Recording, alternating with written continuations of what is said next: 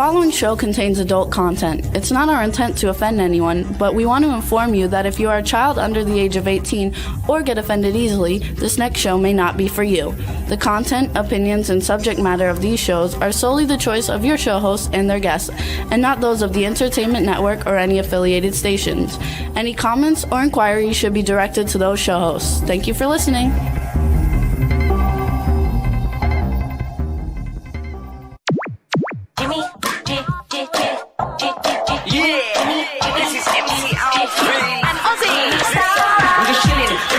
Sitting down and designing, where every man in a thinking, what are we gonna be wearing? Yo, I'm a Liverpool MC, you can't trust me, big up the girls inside the party. Let's get down to crazy Jimmy, big up myself and known as Alfie, the one and only, the Turkish MC. Always love the clothes of Jimmy. Bitch, I'm your wanna be, Jimmy Star, new celebrity. We'll take you out to Jimmy Star's. Hey ho, what's up everybody? Welcome to the Jimmy Star Show with Ron Russell. Our head's getting cut off a little bit. Let's move this up. Bringing you the good times in music, fashion, pop culture, and entertainment. We got a great show for you guys today. We want to welcome us back since we've been gone for 2 weeks. Before we get started, let's say hi to my cool, outrageous man about town co-host, Mr. Ron Russell, and our dog, Astro. Hello, everybody. Woof, woof, woof, woof. Hello, everybody. Astro just said hello, everybody. There you go. Astro, get down, darling. Good boy. Yes, we spent 2 weeks in New York. Oh, my God, I'm exhausted still. How people live in that city, I'll never know. I used to do it. I won't do it, and I can't do it. Too much of everything. Too much traffic, too many people, too much noise, too much confusion, too much expensiveness. Everything is a fortune in New York. A breakfast is $45-50 a head. Who ever heard of bacon and eggs and coffee and orange juice costing almost $50 with a tip? Outrageously expensive. Not the best city in the world anymore. It's not my city anymore. My city was a very elegant city with few people and everything was systematic. Now New York is just woo, woo, woo. Who knows what and where. So Jimmy and I, in discussion privately, we've decided we are not moving back to New York or Long Island. Long Island has changed. It's gotten overpopulated, tons of traffic. The Long Island Expressway is a nightmare. If you get on that thing, you don't move for hours. So it's just stressful living. Palm Springs may have crappy weather with the heat and the sand, but it's easy living. We don't have traffic. It's neighborhood. Everybody's sort of friendly. And we're going to go there anyway. Go where? We'll be going to New York to do movies and stuff. We just won't be living there, at least not right now. Yeah, we'll be going there on business.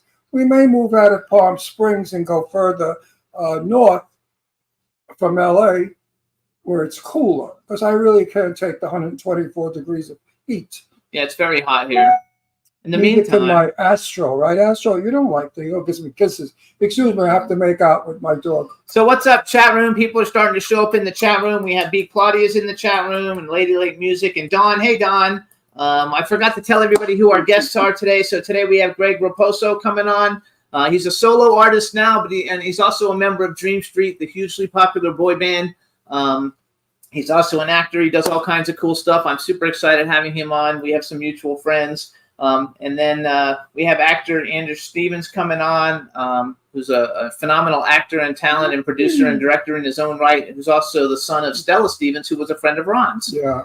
So it should be a really fun show, you guys, today. We want to thank everybody for tuning in while we were gone. We're number 22 again on iTunes, so thanks so much. We kind of came back out of the depths of the drudgery, terrible positions we've been in for the last couple of weeks, but now we were 22 today. We never were. We were in the hundreds. That's not terrible. I know some talk shows that are in the zero. That's true. So just be positive about it and be thankful.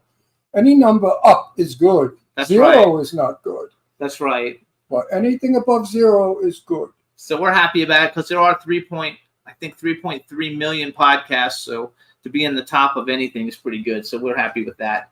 Absolutely.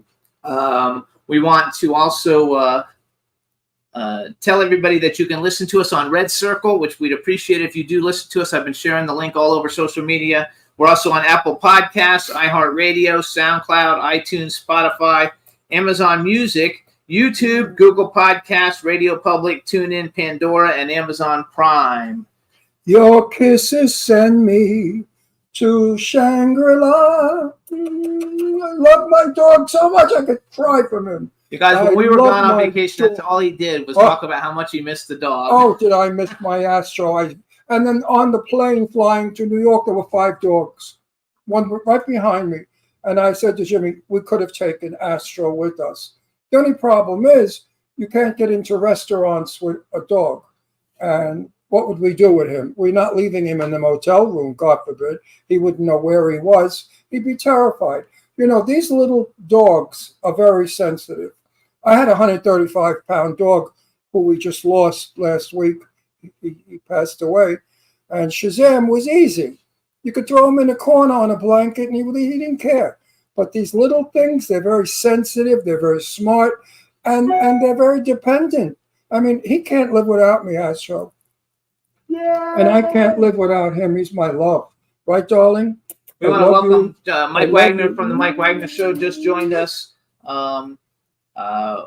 Like I said, we're going to have a fun show. I'm excited about it. I thought what I wanted to do, since Greg Raposo is a solo artist and part of Dream Street, while he's on, we're going to play a dedication video from Dream Street that they did. But he has a song called New York that he did as a solo artist. And since we just came back from New York, I thought I would play his video and then we'll bring him on. Yes. It was fun seeing so many of my old friends in New York. Absolutely. I love that part. Oh, before we do that, though, I want to We do went something else. upstate to Geneva, and we had a lovely sail on Lake Siena with our friends Kim and Stephen Namoli. Kim is the galley chef. She is a chef that gives you recipes that come from all over the world because her husband was captain of the yacht, and she was the cook or the chef on everybody's yachts. She was on like $150 million yachts cooking for the people. And the recipes that she got from other countries, odd stuff like weird fish shit out of the ocean. She would, well, you know, those ugly things that look like pus. But anyway, she would put them together and make meals. I don't eat fish. Anyway, and then we went to see Terry and John, Teresa and John, my oldest and longest friends. We went to each other's weddings. We had children together on the same neighborhood. We lived for years. It was wonderful seeing all the kids grown up and the grandchildren starting to grow up. So, and then we had lunch with Julian Schlossberg, and that was terrific. So there was a lot of other stuff. It's wonderful going home to see people that you once knew and who you are still friends with, of course. Okay. So Jimmy was a stranger. He didn't know anybody. And he insisted on driving, so we fought all the time because he won't let me Actually, drive. I let you drive. Well, I told him, Jimmy, at the next exit, get off and make a right. And of course, he passes the exit. Right.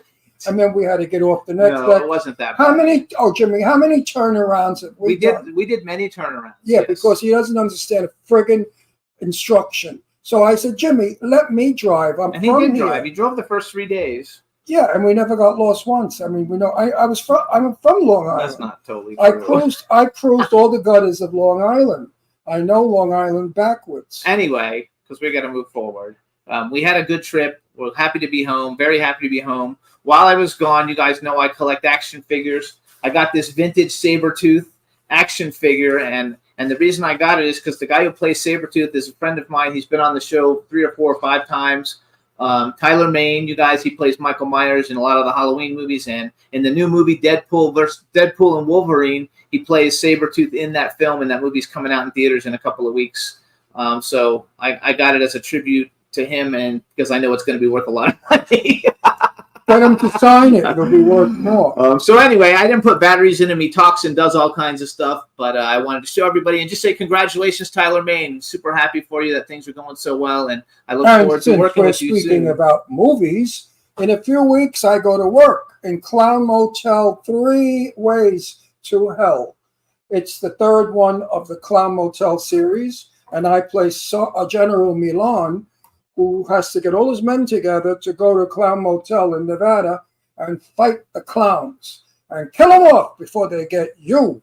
It's going to be fun. And All that's right. going to be fun. So you guys, Greg Raposo is going to be our first guest. Before we bring him on, we're going to play a music video that he did. The name of the song is New York. This is off one of his solo albums. So please enjoy this. When we come back, we'll be with him. Take it away, Juan.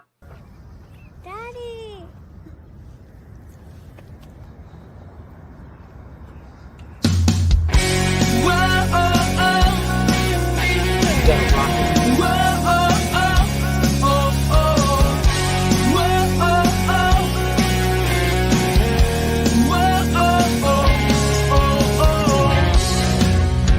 The only world I see is through this windshield. The wheels spin gracefully, putting me to sleep. Crossing the state lines, the miles come and go. This Jersey welcome sign means I'm closer to home. New York is calling me. I miss the skyline of the city. No place like NYC. I count the days as I make my way back home. The rear view mirror leaves the past behind. The engine rumbling gets me through the night. Cigarettes and a motel tan paints the state I'm in. And soon enough, I'll be with you again. New York is calling me. I miss the skyline of the city. No place like NYC. I count the days as I make my way back home. Pop the champagne, make it toast. The only place I love the most. Back to where I'm from. Just the word. New York is calling me. I miss the skyline of the city. No place like NYC. I count the days as I make my way back.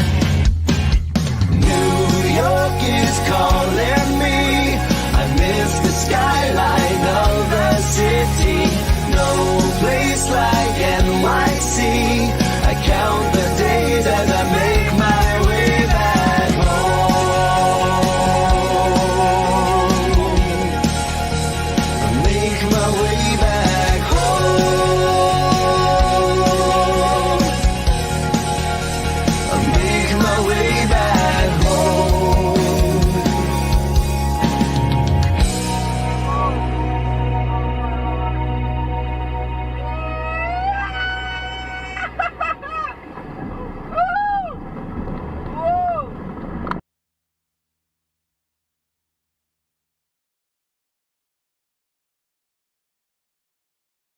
Hey, everybody. That was Greg Raposo. The name of the song is New York.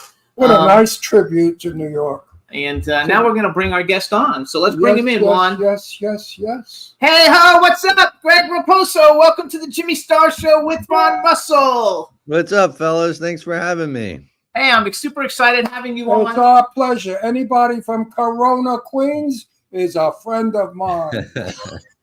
I was Gotta from stick together. Astoria, which was the next town down from Corona. Yeah, that's where I'm talking to you from right now. Right, from Corona. I like Right. love it. George, listen, I want to ask you a question. Was your name ever Raposo? No, I thought it maybe so my last name actually comes from my dad's side. He was born in Portugal. But my mom's side is Italian. So Maybe if I got it from my mom's side, it'd be Raposa. Because there's a family in Brooklyn that I used to know, the Raposi. Yeah, you- it's actually a you common related? Portuguese last name. No, he's not related. Raposo. No, but Raposo in Italian means to rest.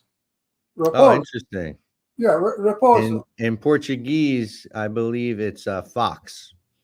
Yeah, see, Portuguese is a hell of a So rest language. the fox. No.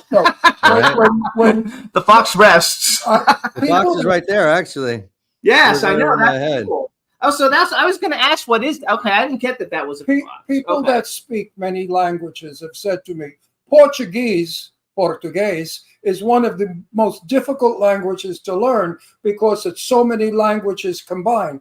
And I understand when some people speak Portuguese, I hear Italian words. So I can almost get the gist of what's going on because there's a lot of Italian words in the Portuguese language. Portuguese people, not you, Craig, you're ugly, but Portuguese people are handsome son of a bitches. The He's Port- just joking, by the way. He Of doesn't course. know you. Oh, he knows it. He's from I'm Corona. from He knows it. Corona. There's not much you could say that's He's gonna. a handsome son of a bitch. What am I going to tell him how handsome he is? He's got a fucking mirror. I mean, he's not a stupid blind person. He knows he's handsome. Frig him. I'm not going to kiss his ass. Anyway, you piece of shit from Corona, how are you? I'm doing great, man. I make my living out here in Corona in real estate. Good So for I'm you. a real estate guy, a developer, and property manager. But I still, have a great passion for music. I do songwriting every week. We travel to Nashville twice a year. I've got an amazing music group that I work with out there, and we record new music. It gets pitched out to publishing. We just played your song, New York. And I said, what a wonderful tribute to New York that song is. I'm a New Yorker, born and raised. So for me, it's like almost a prayer song, like a religious song, because I agreed with all of the lyrics. And it's a good song. I liked it. The beat, I liked the music, I liked the voice, I liked the whole video. Thank you. I really enjoyed it. No, listen, I don't kiss your ass, so don't think I'm being nice because I want you to like me, all right? I don't The interesting thing about that song was it's actually off an album I recorded in 2009. it's a good And song. it was with a band that I was in, and we broke up, and the album never got released. And it was an album I was very proud of. And so finally, after, you could do the math. I don't even want to know what the numbers are. We released it last year in 2023.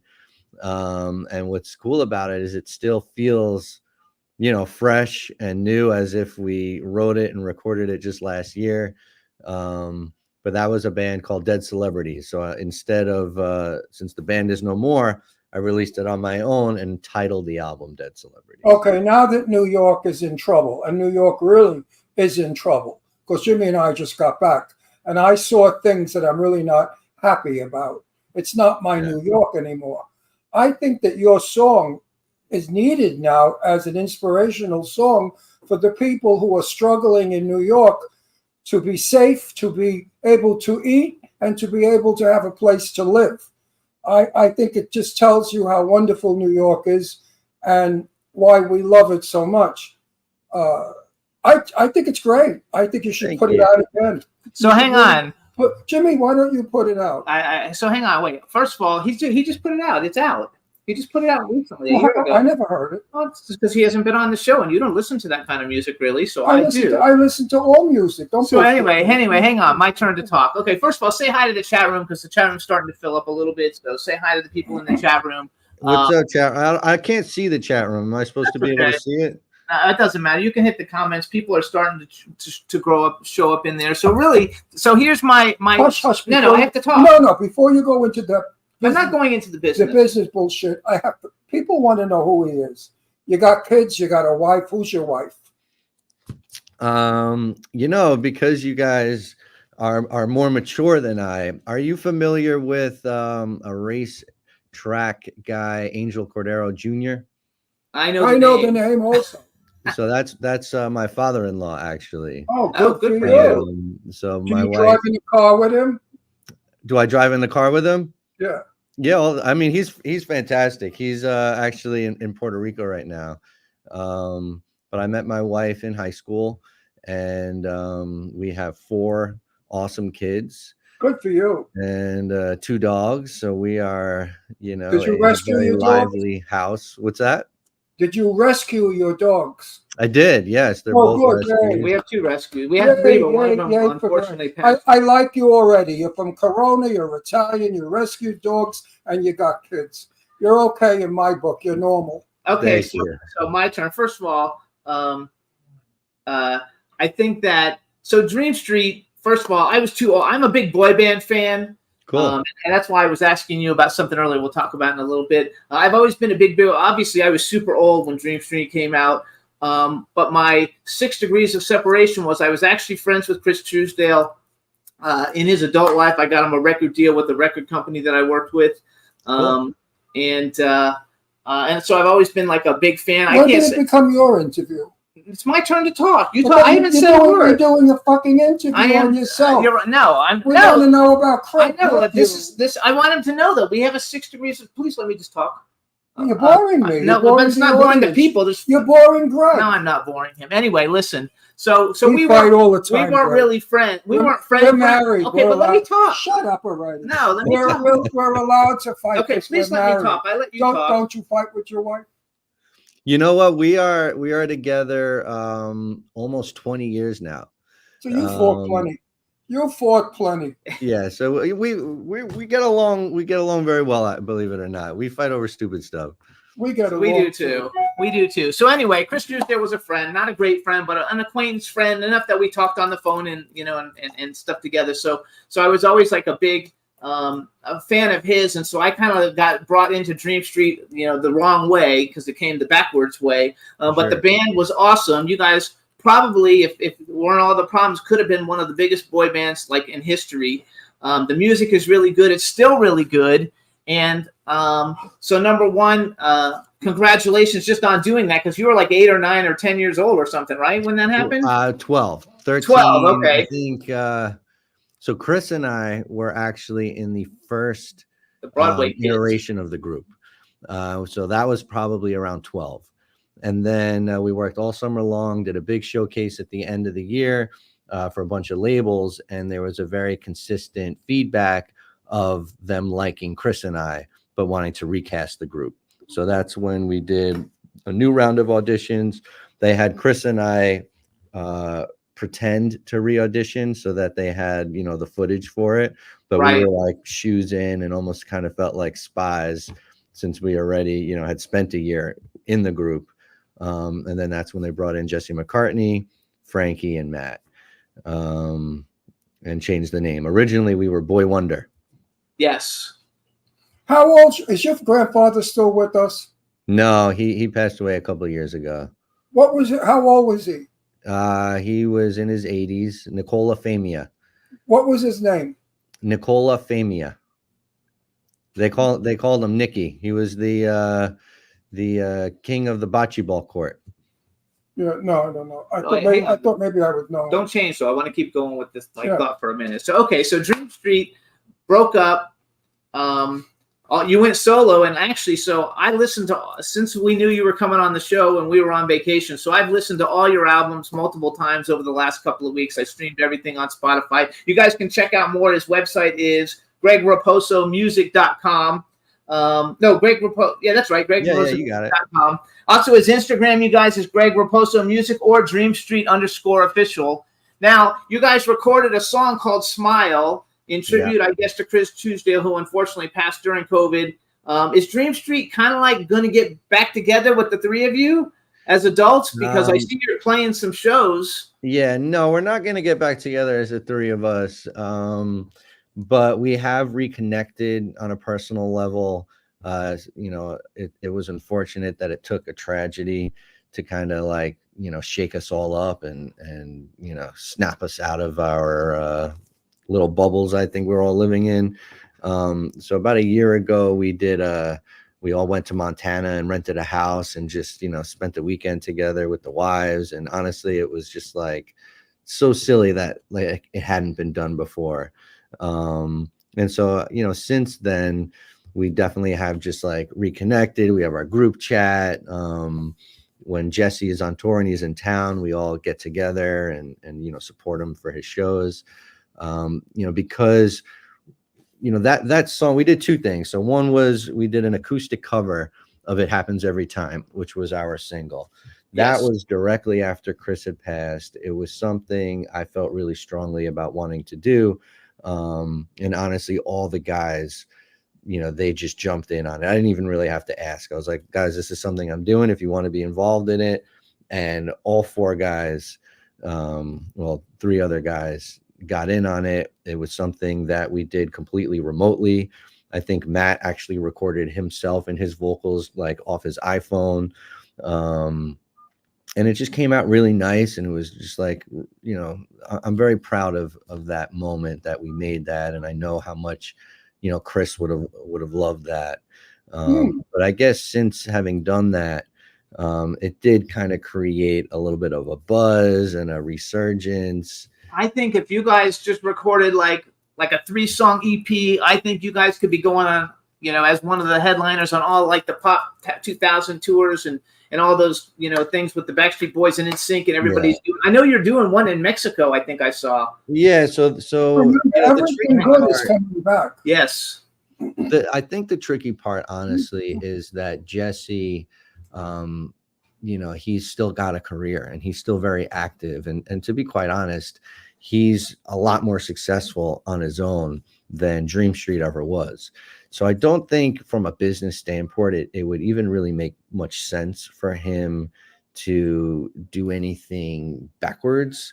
Actually, I was thinking, though, it would just be you, Matt, and Frankie. Just the three of you go out as So I kind of toyed with that a bit, but it was also tricky because Frankie has a very busy schedule. He owns a corporate events company, and they're just like always gigging. And I think his like goals in life is to actually kind of move away from performing 5 days a week. Exactly. And so, when we kind of brought it up to him, he's like, look, you guys are trying to make me perform more when I'm in the process of trying to perform less. Whereas, I work in real estate, Mac works in pharmaceuticals. So for us, it's a lot more nostalgic and it's a lot more fun to get booked and to go play a show. Whereas for him, it's a little bit more of just more work. And Jimmy doesn't know what it's all about going on tour. I do. It stinks. A different motel every night, crappy food.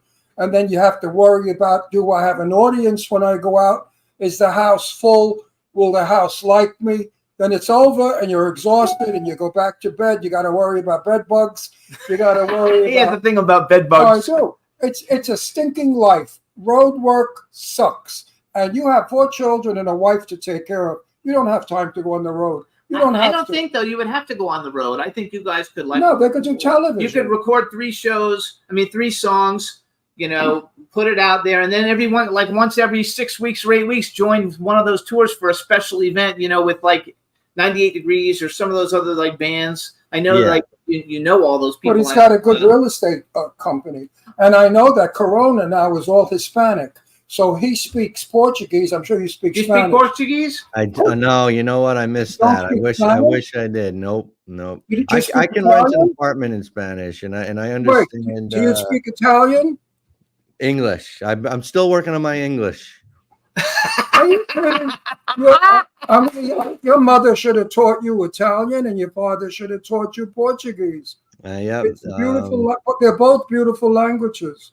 So how do you communicate with your Hispanic clients? I have assistants who help me. Who speak Spanish? Yes. Yeah. That's one of my top requirements when I hire. Let's plug your business. Where are you, and what's the name of your real estate? Actually, the opposite of wanting to plug it. I don't want to be found, and we manage our own properties, not for hire. I primarily work as a developer, just growing a portfolio of real estate and Good for you. myself. But that's a smarter approach to real estate. Not the smart. Yeah, so no plug necessary. I'm in a basement where hopefully nobody finds me. There you go. Actually, though, you're still recording though music, because like a lot of the stuff, I know a lot of stuff you put out, you recorded like previously, because it's really really good stuff. Your solo music's really good. Obviously, I think the Dream Street music is really good. I love the fact that you guys did Smile. We're gonna actually play that for everybody while we have you here. So will you continue, if you don't put Dream Street back together? Would you continue doing your own solo music? What it comes down to is once a musician, once a songwriter, always a songwriter. It's such a strong part of my identity that it's not something I'll ever not be. And I made a decision in my early 20s when I was, full-time pursuing music and being on the road and working for free and, sleeping in different hotels and also, dodging the bed bugs.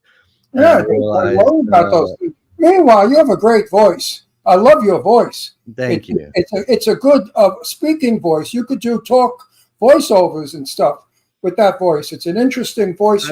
I do love the entertainment business. I love being an entertainer. It's my passion. And when I was trying to make a living out of my passion, it started to feel like work. And that's when I realized I was losing passion for my passion, having to write a song to put food on the table, having to tour in order to support a family. And I kind of came to a realization. It's like, look, if I'm not afraid to work, I'm not afraid to roll up my sleeves, get dirty, do what I got to do. Yeah, but wait a minute. I'll do that to make money. Hang on, Greg. Yeah. It's not work. Come on, tell the truth. Well, when you're performing, it's heavenly. It's not. But what's work. the job? You get an hour of performing, and then you're traveling, and then you're in the airport. And then I know that it sucks. It sucks. So that's the work. That's the job. Yes, that's the part I hate. We all do. So I decided to pursue a career where I could afford to support the family I always wanted to have. That was honestly more important to me than being a rock star. And I'm very grateful that I was able to achieve that. And now I can pursue music from a purely passionate place. We are doing the Pop 2000 tour. And we're going to Mexico. It's just going to be Matt and I, reuniting as Dream Street. And, we're both really fortunate to take off and to run away and do that. And yeah, the right opportunity arises. I'm self-employed. I have the option to take on different opportunities, but I don't do, I do them on my schedule. I do them as I please without any anything needed in return. To be honest, most of everything I do is for charity. All of the shows that I do, any ticket sales, any money that comes in from music, I've essentially dedicated to giving back. I want to say something. Why I don't know your music, and I'll tell you why. We live in a very selfish world. Jimmy puts in earplugs and listens to music all day long. I don't hear it. Years ago, we put a record on a phonograph, and the whole house heard it. So everybody was able to enjoy it. And I want to say, I'm sorry I never heard your New York song, because I would have loved to have played it in New York while I was there. It would have been inspirational. Sure. So you see, selfish people today with the cell phones, they don't give a shit. Doctor's offices, everybody's on I'm a cell phone. publicist. Oh, you're a big for my occupation, so I You're listen to just music. selfish. I listen to music all day long, usually of whoever is going to be coming on the show, because we bring on a lot of great musicians like yourself. So let's give a real quick tribute thing. So you guys, when he was in Dream Street was Matt Ballinger, Greg Raposo, Frankie Galasso, Jesse McCartney, and Chris Truesdale. They had all kinds of hit songs. I actually liked You're Taking Me Over, I Miss You, and They Don't Understand. Those were like my three favorite, because I listened to it in the past. He's got a good voice. He also, I watched The Biggest Fan in the last couple of weeks again, just to watch it. I only saw crappy versions of it that are on YouTube. But you guys are in it at the end performing. You also, I read, came in second place on Star Search, which we that's kind of where I got my start. That was when I was 9. And my dad is a big Elvis guy. So I started learning Elvis songs as a little kid just to play for him. And when I did Star Search, I performed an Elvis song. It got filmed and somehow got into the hands of Priscilla Presley, who reached out to me directly and invited me to Graceland to perform at what was called the Elvis Spectacular. It had been the 20th anniversary of his passing. And the coolest part about that was they had people coming from all around the world. They were all adults. I was the only child who was invited there to perform. I was the representative of the US. Everybody else was from different countries. And it was my first show performing live with a real band, with a drummer and guitar players and backup singers. And it just so happened that was Elvis's drummer. That was the Jordanaires singing behind me. It was his guitar player. So my first live band experience and performance was actually being backed by Elvis Presley's original band. We had Sam Harris on our show, and he was the very first Star Search winner. And Okay, here we go.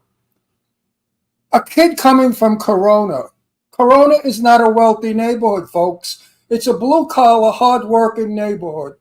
The homes are very, very old. The town is very, very old. Here you are, this young kid. What made you think you had the balls to go out and be who you are today? Who pushed you? How did you do it? Why? Coming from Corona wasn't easy because everybody in my day from Corona, the Corona Dukes was the gang. And everybody from my day from Corona was tough. If you were gay, like you couldn't be in Corona, they beat the shit out of you. So you had to act straight and be like all the guys. How did you? Didn't all the kids make fun of you, like you big sissy? You're singing, ha ha, right? Yeah. I mean, I had death threats. I had FBI cases back, when I was in high school, and definitely dealt with my fair share of bullying. But I was also always just so blessed. Not only in I have an amazing family. I've got four. I'm one of four. I've got three great little sisters, and I've always just had like a good head on my shoulders. And to be honest, it never really hurt me as much as I think. So you never let the punks get you down? Not really, because it's like, yeah, you can say what you want, but then after school, I'll be the one like making out with your girlfriend. Performing on Ricky Lake and Maury and Ricky Lake and traveling and stealing out arenas. No, wait, Greg, do me a favor.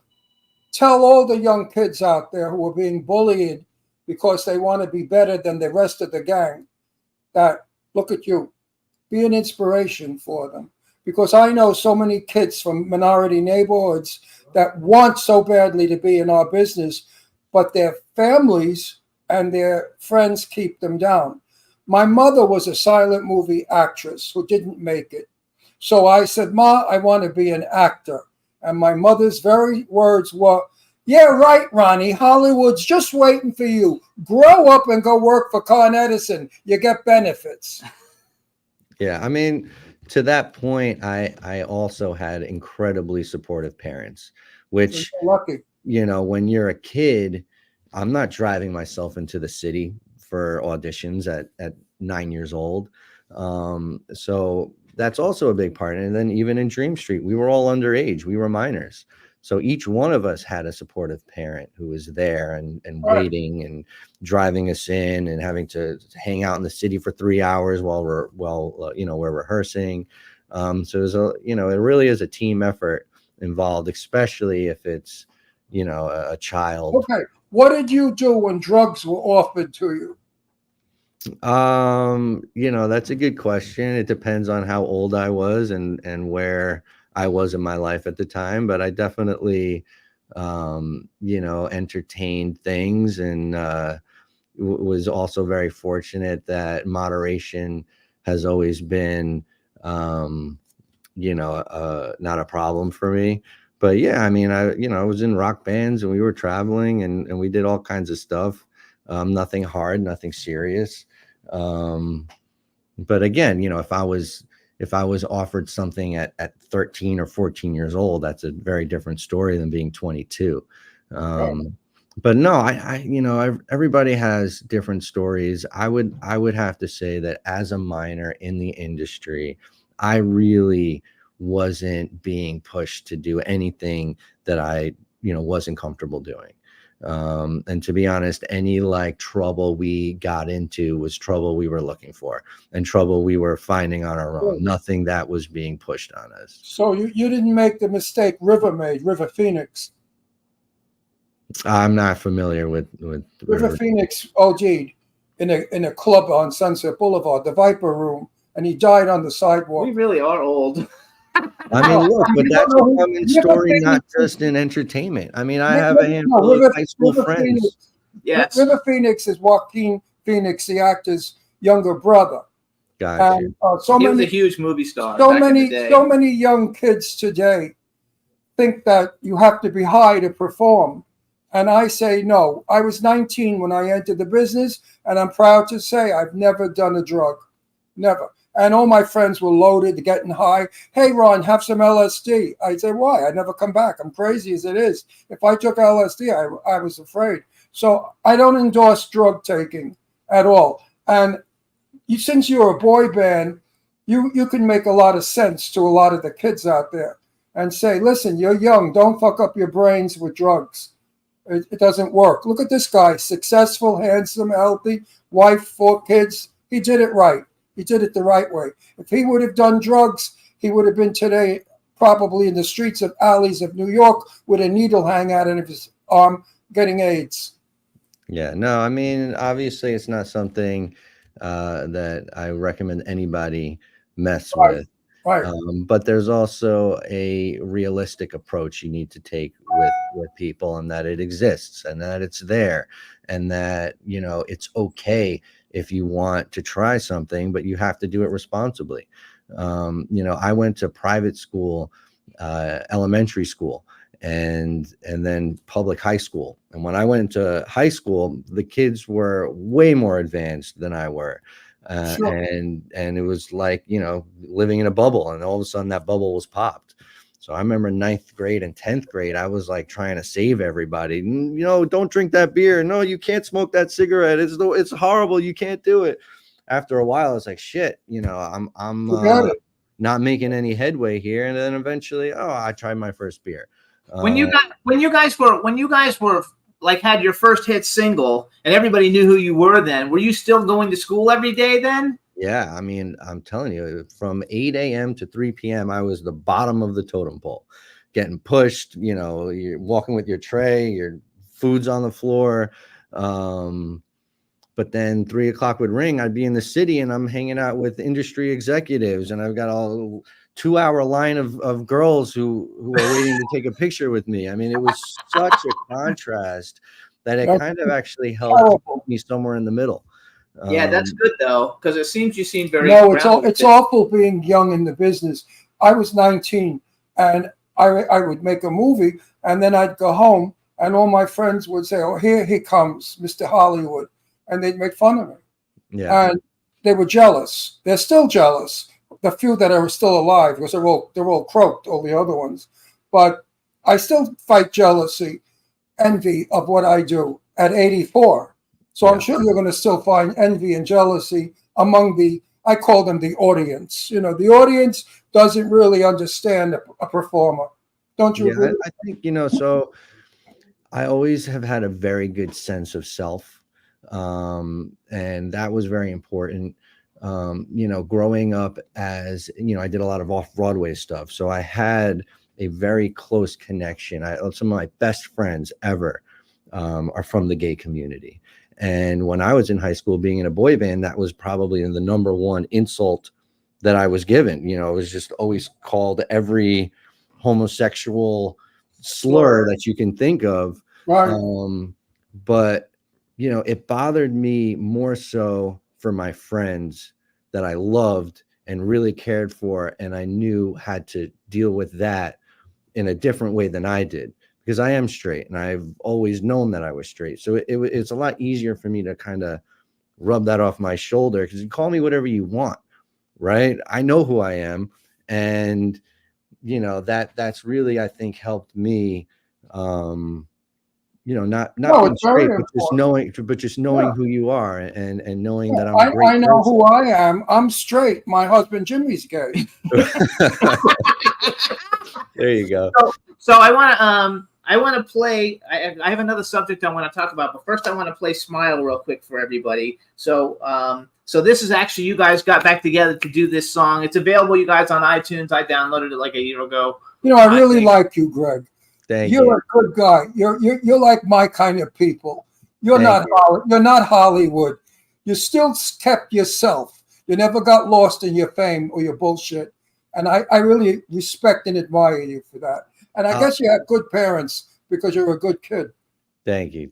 I'll tell you what, Parents must have did a good job on you. there was 2 months where we went on tour, and I wasn't going to high school during the day and being a pop star at night, and we had to get homeschooled while we were on the road touring. In those 2 months, I came back with such a swollen head that it was my junior prom, and I remember walking through these hallways being like, who am I gonna honor with the request to be my prom date, like such a little superstar. And I think the point I'm trying to make is that when I see people like an Aaron Carter, for example, or even Jesse from my group, who's been up there for years and years and a whole lifetime of being up so high in the clouds. I had just 2 months of that where it was my 24/7. You're entitled. It happens. That's pretty good. Listen, do you know who Jane Russell is? The actress, the movie star Jane Russell. It rings a bell, but no, I can't She's put a very, very famous movie Like star. Marilyn Monroe. Yeah. Okay. And she was my good friend. The only time I ever had a swollen head was when I walked into a room as her date. I Right. was so proud to be Right. Jane Russell's date. You have no Yeah. idea. But Yeah. as far as having a swollen head with myself, no. I'm my own worst enemy. I've been told that by directors. I get off of a shot and I say, oh, that sucks. I can't stand it. What the fuck was I doing? What was I thinking? And my director said, Ron, you were great. I said, don't bullshit me. That's my problem, is I'm always trying to achieve more. Are you that way? Absolutely. You always feel you're not as good as your last performance. Somebody who thinks they've got no more improvements to make is headed for a dead end.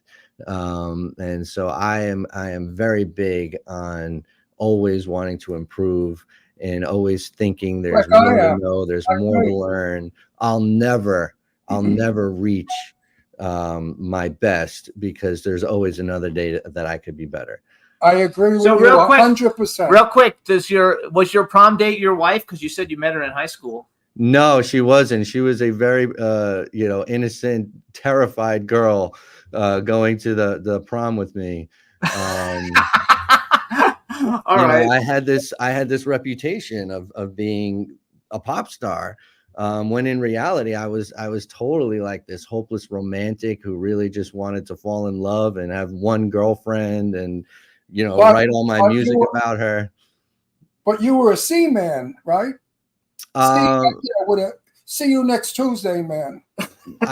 No, I wasn't. I honestly really wanted to be in love, especially when I was younger. Yeah, but come on, give me a break. He's Hey, talking about when he's 15 and I don't Yeah. listen. I was 14. I was in a drive-in movie getting it. Anyway, With well, my you're girl- different though. You're my- like a hood. I was at the drive-in movie with my girlfriend Hilda, and we were having sex at 14. What do you Okay. think? Anyway, we're gonna move Just forward. because you're an old faggot, that didn't have sex with I did though. I did actually. So hold on. So hang on to it, because we're going to talk a few more minutes after we play this, but introduce the Smile video, and Juan, our engineer, will play it for everybody, and hang on. You guys, this is and just tell everybody you guys got read together for this tribute Yeah, song. so Smile is a song that I wrote in honor of Chris. Anybody who's ever met him, if you're going to ask to sum him up in one word, it's smile. And it was one of his best characteristics. It was something I'll always remember for him. And it's a song that I think, for me, it gave me a lot of strength, and it's a very consoling song. It puts a positive attempt on a very dark situation. Yeah, Matt and Frankie both joined me on it, and Frankie's the one who actually edited the music video. So it was definitely a very communal effort, and is another piece of art that I'm very, very proud of. And honestly, as an artist, Okay, so introduce it. I'm anxious to hear it. Let's go. This is Smile. There you go. By Dream Street, you guys.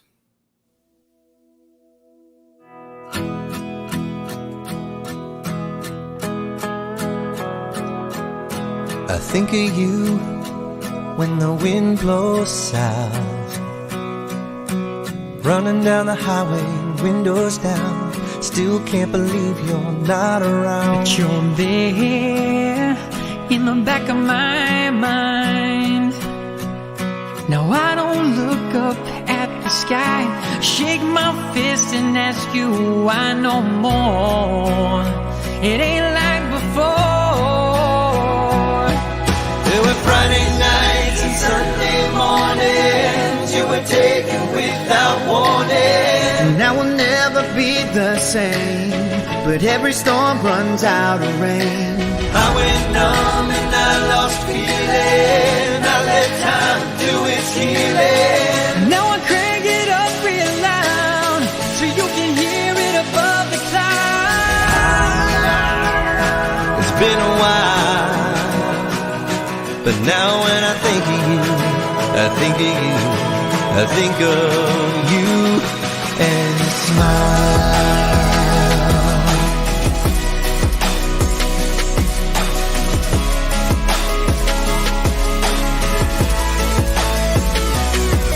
So we'll dream on like we did before. I can feel the rain when I hear your name. It takes me back to Friday nights and Sunday mornings you were taken without warning. Now we'll never be the same, but every storm runs out of rain. I went numb and I lost feeling. I let time do its healing. Now I crank it up real loud so you can hear it above the clouds. It's been a while, but now when I think of you, I think of you, I think of you and smile.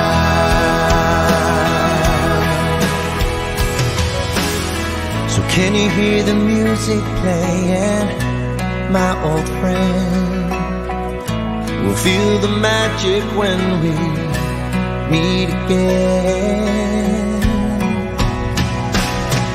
There were Friday nights and Sunday mornings you were taken without warning. Now we'll never be the same, but every storm runs out of rain.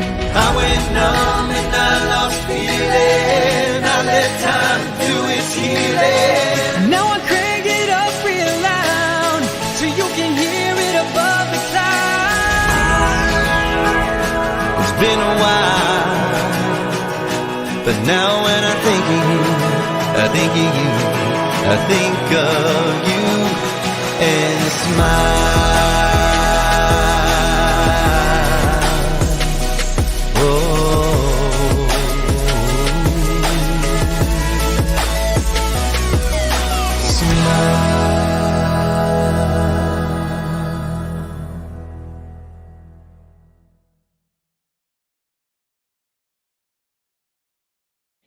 I love it so much. It's a great It's song. a beautiful tribute. Ron didn't remember because Chris was actually on our show He was like on- now years I- and years and years ago, Now I remember him. like 10 or 12 years Yes, ago. He I was on our remember show. him. He was a very nice fella, like this one.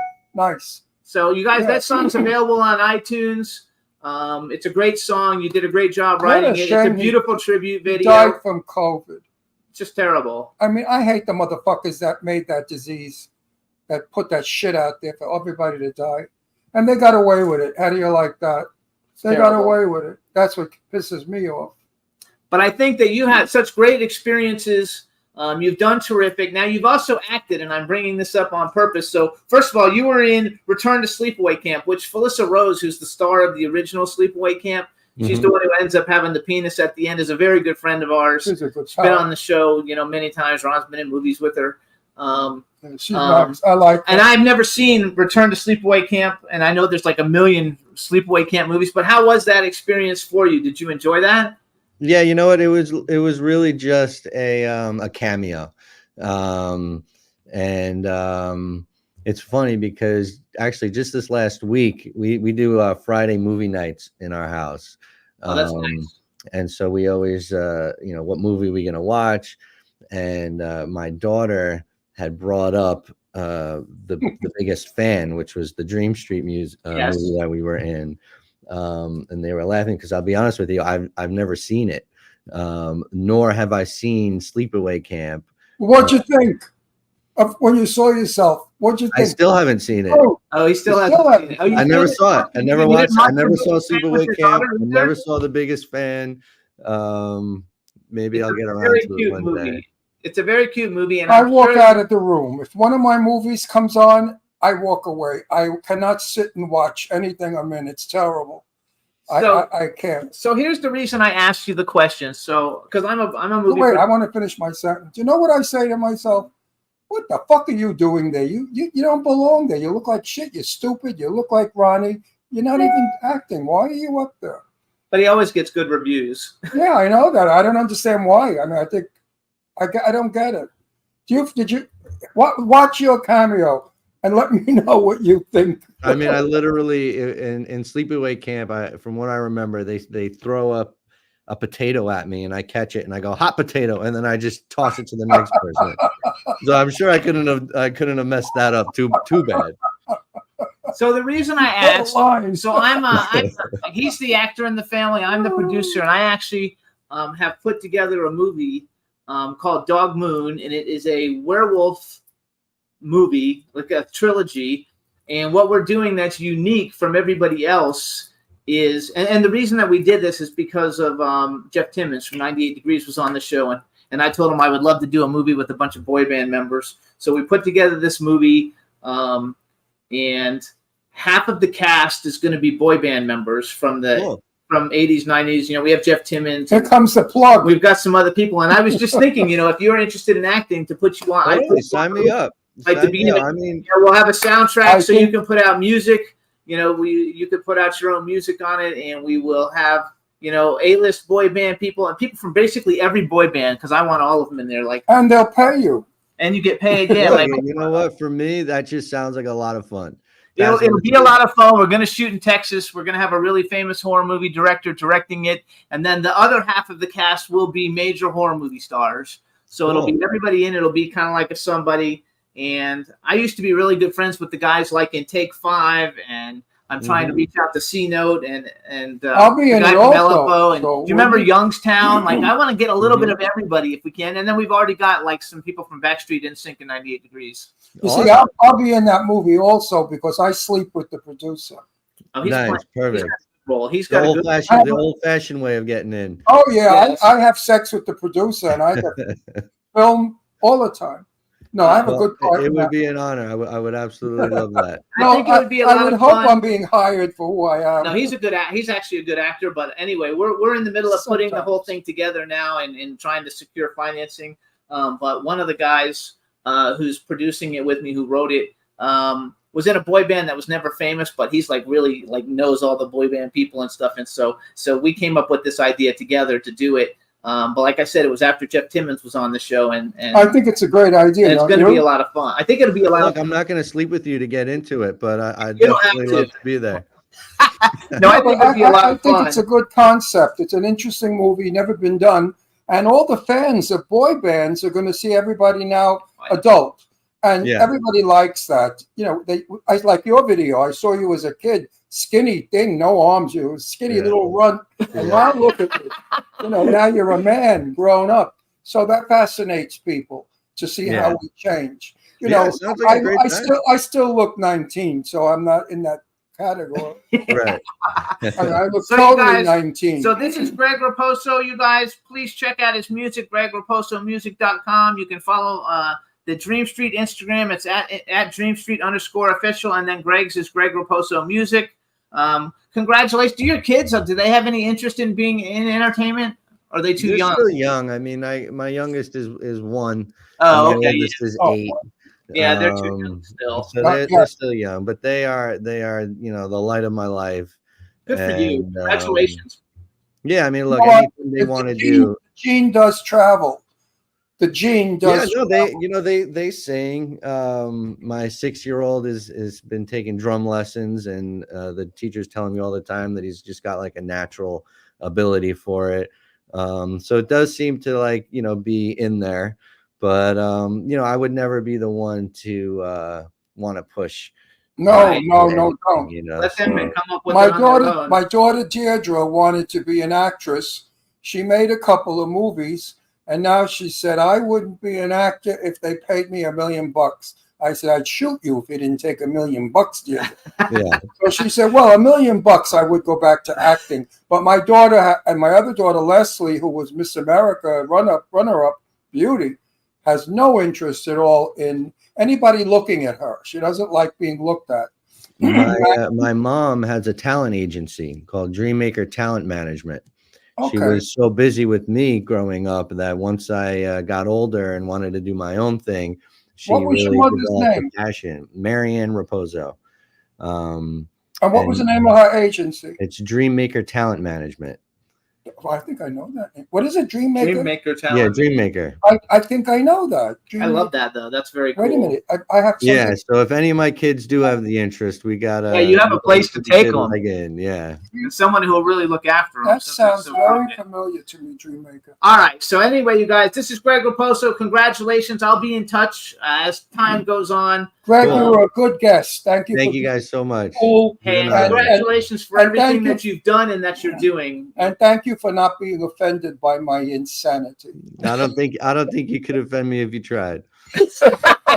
Hey, thank you so much. We'll see you soon, Greg. Thanks a lot. Take Bye-bye. care. Thank you Greg. guys. Thank you Enjoy. so much. Take care, buddy. Yay! I love it.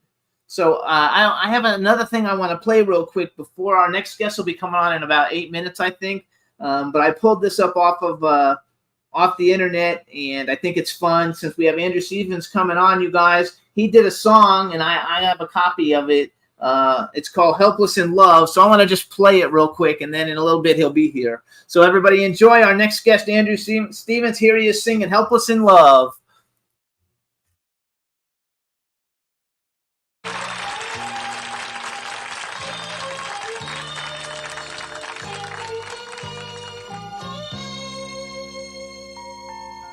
Whispering softly, eyes that invite me, love you long into the night. And when sunlight's breaking, your love I'll be taking, that feeling I can't get enough of. Oh, baby, I'm helpless in love. What can I do? Just can't think straight. Thinking of you. Helpless in love.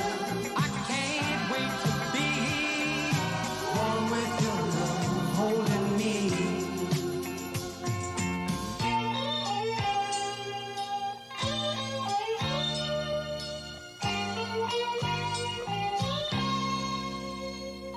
Like some magical spell, babe, that you got me under.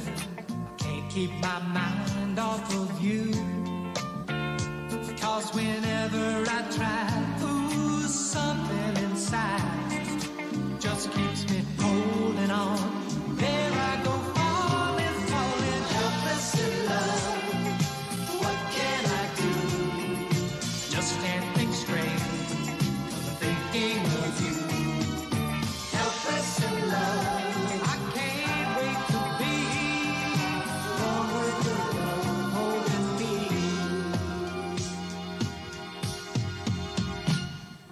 Helpless in love, what can I do? I just can't think straight, 'cause I'm thinking of you. Helpless in love, I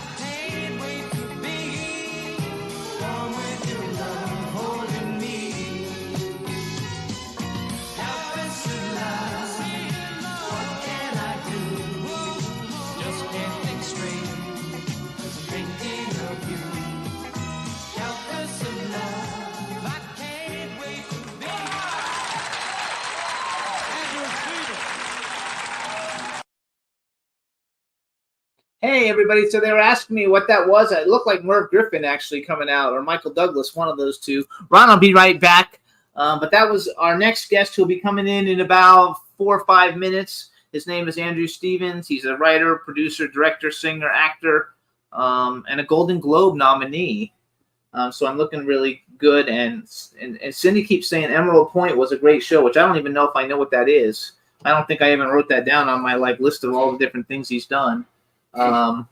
But anyway, I had to water the lily. did you? Yes, I'm gonna look. that's an old expression.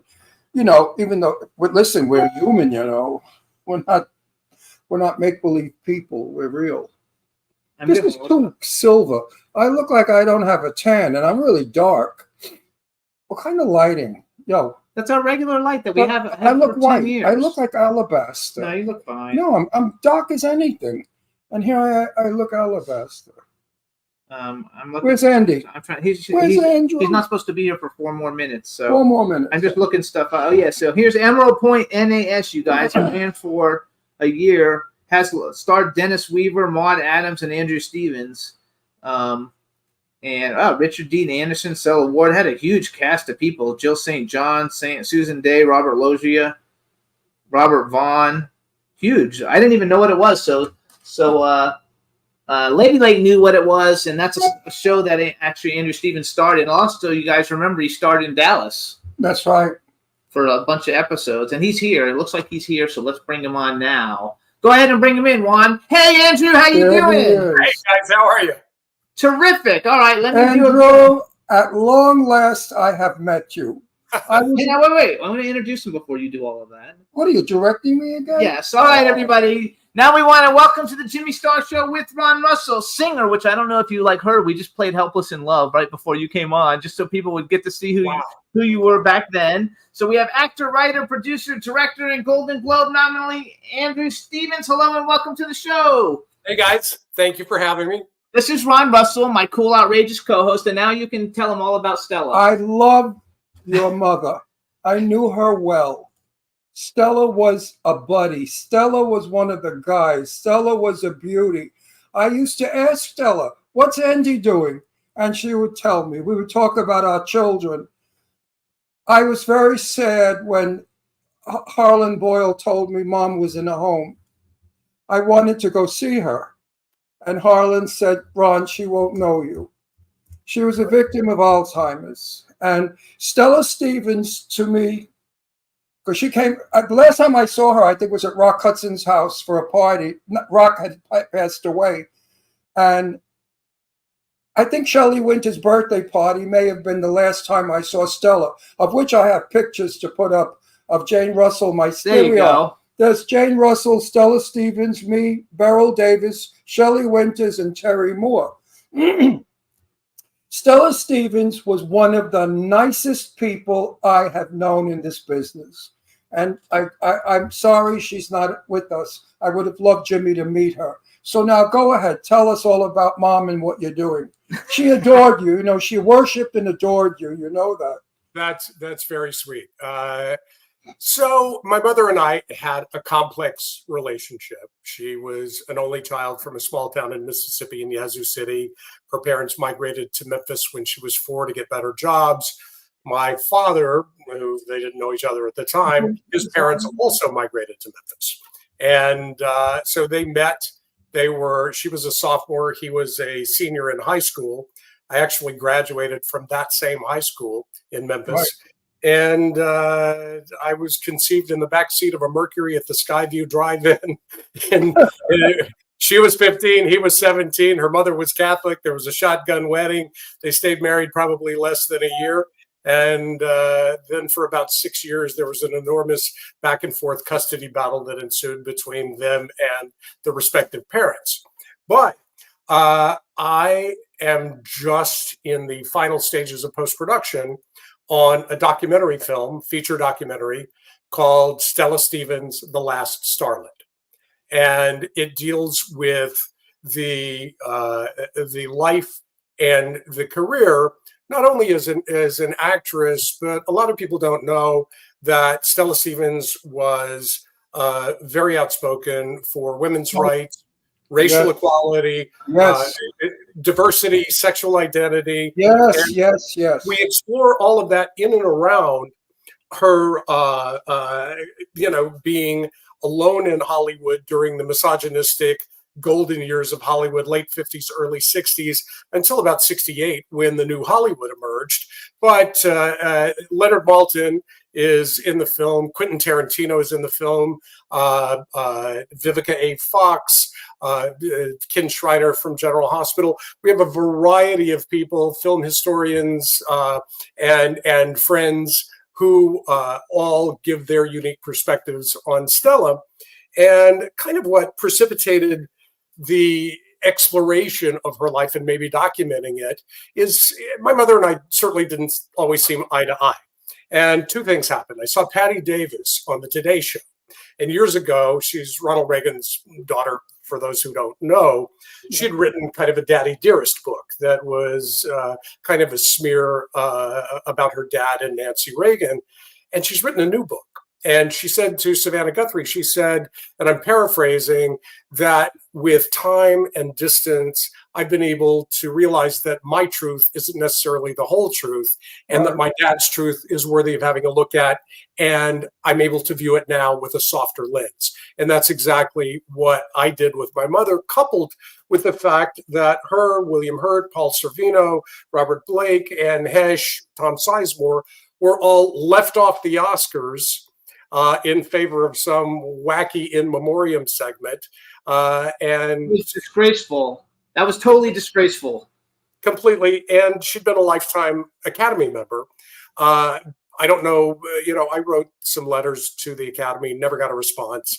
I've been an Academy member since 1973. And you mentioned Rock Hudson. He and James Stewart were my sponsors. So those two events really precipitated me making this film. And I reached out to Quentin Tarantino because he'd written very favorably about her in his last book, Cinema Speculation. And he lives in Israel, but we went over to Israel to Tel Aviv to film him. And he's a tremendous contribution to the piece. Your I love mother, it. one of the things your mother told me when we were talking, I said, so Stella, what are you doing? Are you working? She said, Ron, right now I'm writing. She was writing a lot of stuff. Do you have all of her writings, the stuff that she was writing? I have a lot of archival material. Her significant other for the last 30 years of her life, Bob Kulick, his brother is Bruce Kulick, who was the lead guitar player for Kiss for 12 years, and he's been with Grand Funk Railroad for about 22 years. And Bruce and his wife, Lisa, Christina was the first wife, sorry. They amassed a lot of material and sent it to me, but actually I had a tremendous amount of archival material, including 8mm home movies that my grandparents had So taken. then you've got substance. Your mother, here's a little thing about your mother. They like to take pictures of celebrities at parties. How they get in, I don't know. But somebody got in and was taking pictures of Stella and myself. And I was standing next to Stella because, enough of these friggin' pictures already. And she said, oh, Ron, let's make it good. And she threw her arms around my neck and she was embracing me. And I have that picture. Unfortunately, I couldn't put it up. You know why? The little thing that you slide into the computer goes to my old computer. It doesn't He's fit. got like a phone card thing, like a It doesn't- camera card it thing with doesn't all the fit. pictures, and you And, can't put it on the computers. I kept My that. computer's too I new. kept that picture of Stella in love with me, hugging me, and I showed it to Jane Russell, and she said, oh, all the dames love you. Too bad you're not straight, Ron. Jane was So- my good buddy. So I want to tell you. So first of all, what made me think of you? Because I'm always looking for great guests and for the show that fit our demographic. And one of my favorite movies, which I saw recently, which made me think of you. That's why I contacted you. Was The Fury. The Fury with Kirk Douglas and who's Charles the Durning, lady? Amy Irving, John Cassavetes. Yeah, Kirk Douglas, Amy Irving, Charles Durning. Yeah, so it's a great film. Anybody who hasn't seen it, you guys, it's streaming on But you know what movie Max. I like best that you were in? You were such a son of a bitch. That movie where you were killing that beautiful blonde in the pool. Oh, The Seduction with Morgan Fairchild. Oh, and Morgan Fairchild's been on the Morgan, show. yeah, I'm Morgan. doing a movie with her. Possibly. And you were such a, oh, I wanted to beat the hell out of you. You were a good actor. I got to tell you something. You could act. Oh, I was. Thank you. Thank No, you. really. And Stella was proud of that because I used to say, my daughter at the time was an actress and you were an actor. And so Stella and I had that in common. What Stella and I used to do is at a party, we'd always find a corner and the two of us would sit and bullshit. And I found in Stella, no movie star. I never found an affected star at all.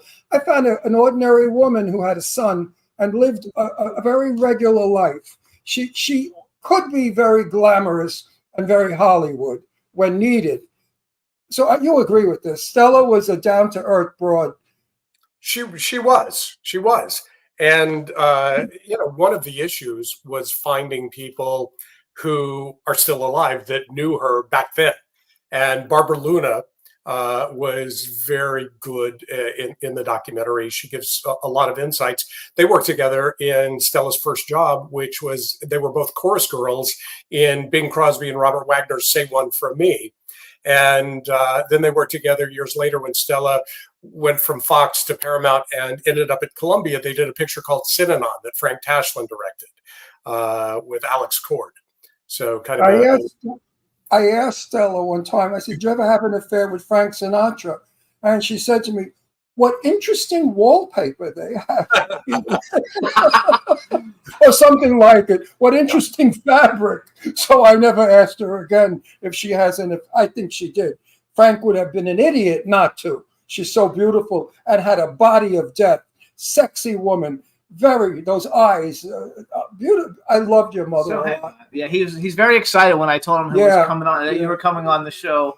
I used to look for her at parties because whenever she came to Palm Springs, I would see her. She would always be floating around somewhere. Funny. The people in the chat room are saying they just watched that seduction movie the other day. It's on Tubi, I think, because I think that we saw it on. Where he's where he's the bad guy. You are one evil, no good, rotten, crazy. So let me brag a little bit for people who might not know who you are. You guys, some of the TV shows that you would have seen him in, and it's so funny because I remember these things after I looked it up. Apple's Way, Police Story, Adam 12, Shazam, The Oregon Trail, American Bandstand, Code Red, Hollywood Wives, The Love Boat, Hotel, Columbo, Murder, She Wrote, Swamp Thing. He was on Dallas, you guys, as a regular character for many, many episodes. In movies, The Fury, everybody has to go see The Fury. 10 to Midnight with Charles Bronson. I like horror movies, so I wrote down Scared Stiff, The Terror Within 1 and 2, The Skateboard Kid, The Boys in Company C, which and Dallas. What about Dallas? I said Dallas already. Oh, you said Dallas? Yes. But what I didn't know in researching you is now you're like this huge producer, executive producer, director, and you executive produced The Boondock Saints, which is one of the biggest cult films in the history of film. The Boondock Saints is like the greatest movie ever. Norman Reedus has been on our show. David Della Rocca is a friend of mine. I've met Sean Patrick Flannery, but we're not friends. But I used to be friends with David Della Rocca. One of the greatest films ever. How did you get involved with that? Because that is such a great film. Well, to recap, I quit acting full-time in 1993, and I've produced and financed over 190 movies since then. I had one partner in the largest independent film company in the business at the time. We had an output deal with Warner Brothers for studio theatrical features. I created an art house division, a classics division. I had 4 pictures in 3 years in Sundance. Competition in Cannes. I went with Sean Penn and Jack Nicholson for The Pledge, which was in competition in Cannes. Things you can tell just by looking at her was in the director's fortnight. It was Rodrigo Garcia's first film. So that's really been the majority of my career. I'll act for people every now and then. I just you just did one.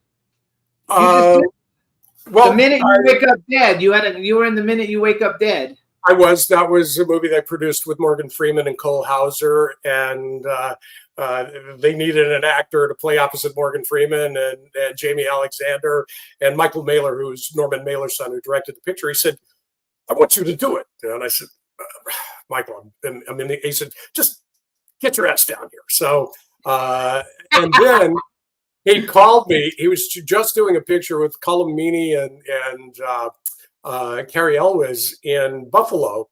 And 2 or 3 weeks ago, I went up and did a cameo in this film. I played a guy named George Perkins, who was J.P. Morgan's right-hand banker, for a day up there with him. So I do little things here and there, but the mainstay of my career for 30 years.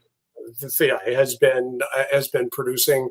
I direct occasionally, and I write as well. I've written several books on filmmaking, producing, screenwriting. I wrote a fully accredited college degree program in motion picture production, and a ton of screenplays that, if I'm writing it, I'm generally making it. And, I actually have seen wait, it. Andrew, this is a very sensitive question. Was there ever theatrical competition between you and your mother? No. Interestingly, in the documentary, she sort of addresses that she had nothing to do with my career. She said if he would have asked, I would have offered my advice, but he did it all on his own. That's from her lips in an on-camera interview. She was, you have to understand the time and the context, Ron, in that by the time she had done Poseidon Adventure, she was nearing 35 years old.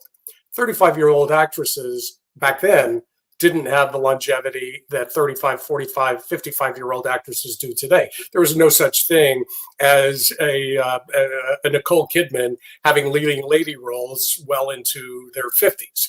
So, her career was on the downside as mine was on the upswing, but I hired her in 11 or 12 movies and television shows that I produced over the years. So I would always look for a role for her to give her work. She could have gone on. The last time I was with her, she darkened her hair. She didn't have that blonde hair. She had long, dark blonde hair, brownish, and she was in a suit, in a beautiful suit. And she looked very, very distinguished and very, she could have been a Joan Crawford or a Betty Davis. I mean, Stella, she always made jokes about the panties in Poseidon Adventure. For some reason, the panties was an issue, and she resented it in a bit. I think Shelley said something at her birthday party about Stella and the panties. If I'm not mistaken, I don't remember everything. But anyway. I don't know anything about the panties. It's the first time Yeah, hearing of she it. had the joke. The joke Sure was Stella Stevens, you saw her panties when she went up the ladder. But anyway, the last time I saw Stella, she was a very stunning woman who definitely could have been in film. She was no longer the tomato, as we used to say, the sex symbol. Well, she worked nonstop, more prolifically. Tarantino said, most actresses have 4 to 5 years in the sun. You get up to 8, 9, no. That's too long. He said they never have careers where they're the girl that for that length of time. Stella had a career that spanned the entire 1960s, the entire 1970s, and he said even in the 80s, she was still 100% Stella Stevens. Once she got to the 90s, and I'm quoting him, he said, if the goal of an actor or actress is to act, she worked. She worked a lot, and I'm quoting him, and I'm probably doing his mannerisms because he's very animated. But I mean, the prolificness of the amount of work she did, particularly in later years, she wasn't able to pick and choose roles as she was able to do when she wasn't under studio contract in the earlier years. But she worked, and she needed to support herself. She didn't rely on a man to support her. She was never remarried. She was always the dominant female in her relationships with men, and often, arguably supported them to a large part. So she had to work, and she worked up until 2006. She did an episode of 20 Good Years with John Lithgow, and that was her last performance on TV ever because the dementia had started to set in. Jesus. Well, people thought that she was just a dumb blonde, because those are the parts that were given her, these frivolous comedies that really didn't mount to in the 60s. But as Tarantino cites, in the 70s, he said she wasn't naive again. She was ballsy. She was bodacious. She was very ballsy. And he said, if you look at the poster of Rage, it's a Glenn Ford picture, but Glenn Ford is like an ant, and there's a giant Stella Stevens promoting the movie, because that's when she started sharing above the title billing with all these big male movie stars, including Dean Right. Martin. And But she was a very intelligent woman. If you sat down and spoke with her, her issues on politics were very liberal. She was absolutely gay friendly because she knew I was gay. And she always gave me a hug and a kiss and a sweet something. So I felt very, very flattered that such a lovely person was nice to me, because a lot of people aren't nice to gay people. I can't say anything more about I don't believe that's true anymore. I What? think that people But are. don't forget, this is going back a lot of years. I Oh, don't. well, then, in Not context, today, No, not today. no, He's no, no. talking about in the 60s Don't and forget, 70s. I knew your mother 25 years ago. You know, way more, maybe 30 years ago, and progressed. You know, the 10 or 15 years that I knew her. As I said, if I was in LA at a function, there she was. Or we only saw each other at functions. I'm sorry, I never pursued the friendship with her that I had with Jane Russell. Jane Russell and I were like brother and sister. We did everything together. I even took her name, Russell, when I started off. But I can't say anything about Stella Stevens that's negative. Yeah. Nothing. So I just finished a picture with Al Pacino. Have you ever had Al on your show? No. No. No. So I just produced a movie that we're in the final stages of editing, called The Ritual, and it's based on a true story about the last ritual exorcism that took place on U.S. soil, sanctioned by the Pope in the Vatican in 1928. So That's my kind of movie. Yeah. That's my kind of movie. but it's an intelligent movie with a very intelligent writer and director, and it's not a Pope's exorcist kind of jump scare typical exorcism movie. It's eerie and it's all about character, because that's what motivates Al to get out of bed and go to work. Yeah, well, actually, I don't do the cheesy one. I'm doing one movie that I'm doing for a friend that I'm not thrilled about doing, but I'm doing it because he's a dear friend. But the films that I do now are thrillers, suspenseful, some horror in it. I like horror movies. I'm not a fan of chop and kill. You know, Right. 10 people in a room, one by one, they get knocked off. I'm not a fan of that. So I too feel that horror movies have got to elevate, because now they're boring, the sameness, they stink. I wouldn't even call it a horror film. I would call Thriller. I don't think Al Pacino would sign up to do a traditional horror film. It was a character-driven, true story with supernatural elements, all of which are true. That's wonderful. That's the kind of movie So wait, I'm in one. I have to plug our movie. I play Kevin Bacon's father in a movie that we're soon to shoot, and it's a wonderful script. It's a script that has a story. Would you believe a story? And the actors really have to act, not read lines. And I'm excited about it. And it's called Death House. Death Realm. Death Realm. And It's a thriller. It's a horror thriller. it's a horror thriller. And I can't wait to shoot it, because I think we're starting to make really good horror thriller films. Wait, I want to brag for you though. Don't a you little agree bit. with that, So Andy? Yes. We're starting to do quality horror thrillers. Well, there's so much competition from streamers that if you're making an independent film, quality is paramount. yes, You absolutely. look terrific, by the way. Look at us. We still have our hair. Aren't We have our here. I can't tell about this lighting. My daughter set this ring up over there. But, Oh, no, you look terrific. You look good. when I see myself, I look like a mortician is kind of. No, you know what? You don't look young, but you look good. That's what Thanks. I tell people. Thanks. I don't look young, but I look good. I'm 84 years old, the same as your my mother. God. Oh my Your God! mother was 84. Oh, fantastic. Thank you. So did your mother look well. Listen, how come I couldn't go see her? That Harlan Boyle told me that she wouldn't know me. Is Well, that true? Of course, yeah. She lost language. She couldn't care for herself. She had no recognition of anything. She didn't know she had a son, grandchildren, nothing. Oh, how sad is that? Okay. What were you going to say, Jimmy? I want to go back to you now. So first of all, I'm going to brag a little bit more. I like to brag for people because if I do it, it sounds good. If you do it, it's not as good. So I'm going to do it for you. So some of the movies that you've executive produced, The Whole Nine Yards with Bruce Willis, Matthew Perry, and Rosanna Arquette, Battlefield Earth with John Travolta, Barry Pepper, and Forrest Whitaker, which I know that movie got panned as not good, but I actually enjoyed it. I've sseen it a bunch of times. It's a great movie. That's a whole other podcast. Yes, okay. Get Carter with Sylvester Stallone. I think it was Angela's Eyes or Angela's Eyes, Jennifer Lopez. Angel Eyes, Jim Caviezel and Terrence Howard. Heist, which I've seen that a bunch of times. Gene Hackman, Delroy Lindo, Sam Rockwell, Danny DeVito. Fear.com, which was a great horror movie with Stephen Dorff and Udo Kier, who lives here. We live in Palm Springs, so he lives in Palm Springs. We see him often at events. Right. Stephen Rea, City by the Sea. I'm putting Pop Star on here, so I'm a big boy band fan, and I've known Aaron Carter for years, and so I thought that was a great movie, for the generation of people that it was supposed to go to, and David Cassidy was in it. I loved it. Walking Tall, The Payback with Kevin Sorbo. That's just some of them. I put down the ones I've seen because I've seen all of these. But I want to go back to the Boondock Saints because literally, I know that these movies some of them are maybe more famous, but almost no movie in the world has as big a cult following as the Boondock Saints. So the Boondock Saints now probably isn't as popular as it was maybe 10 years ago, but if it's streaming, it'll probably regain popularity.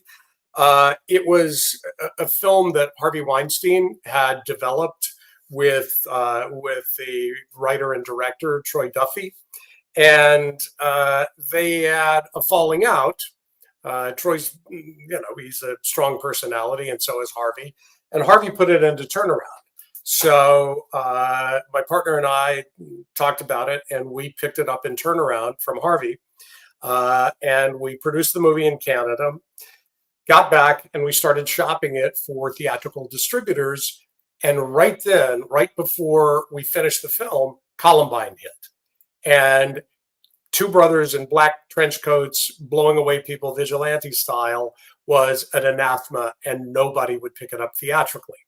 Wow. So the best offer we got that the bank would accept was a 1-year VHS only video cassette world premiere through Blockbuster.